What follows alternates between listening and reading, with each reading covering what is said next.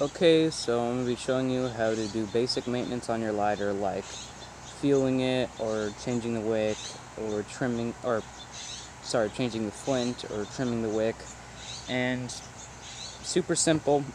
Zippos are actually really simple designs, so first things first, the fueling it.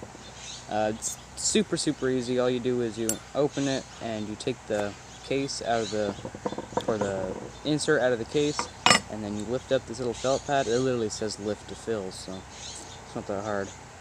You could also store extra flints in there if you want to. I do that.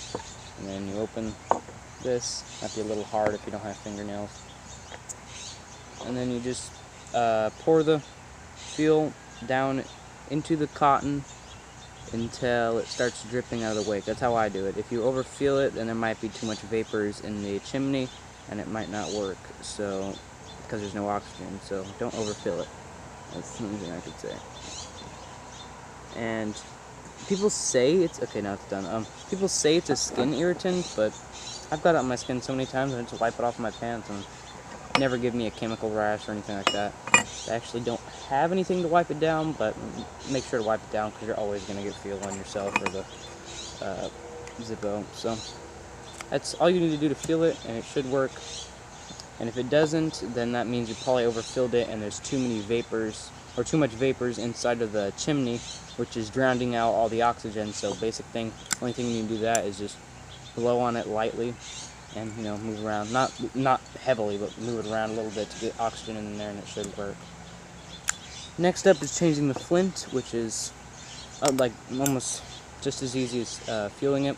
Same thing, you take it might be hot, the chimney, so don't be careful, but you take the insert out of the case, same thing, and then little little flint dispensers. Make sure to get Zippo flints, because, well, I guess flints are flints, they don't really matter.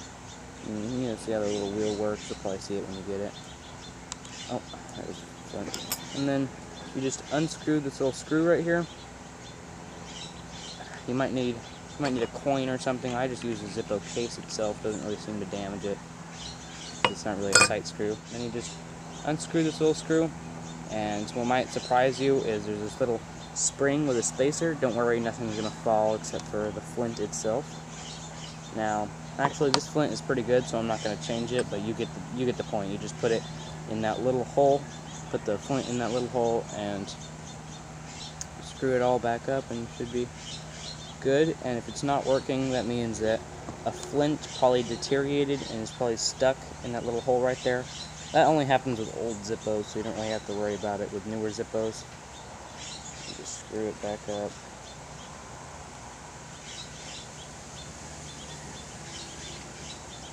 Super simple design. You'll learn how simple it is once you take it apart.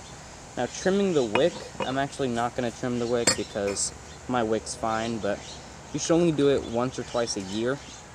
I was surprised by that, but how to tell when your wick is not working right is when the fuel starts going by really quickly and it just looks like those little metal pieces, the little that hold the wick together, whatever they're called, to keep it from flaring.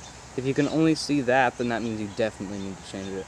And if the fuel is going by in like a day, either you're using it too much or you need to change your wick. All you do is you just, not change it, but trim it. All you do is you just pull it out until you see white, and you trim it to be equal to the chimney. You just trim off all the crap, all the bad stuff with like pliers or something, because it is a little brass or metal things that keep it from fraying apart. You have to kind of chop those, so don't just use it with regular scissors. Super simple. Maintenance on the Zippo is super simple. Cleaning, I'm actually not going to clean it because I've cleaned mine recently.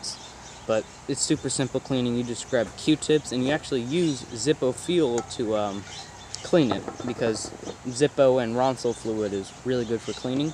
And all you do is you just get it soaked with some, that's probably my dog, get it soaked with Q-tips and clean on the inside of the chimney there, around the wick, until you see it shiny, and the same thing with the lid, the inside of the lid, which is probably going to get the most dirty.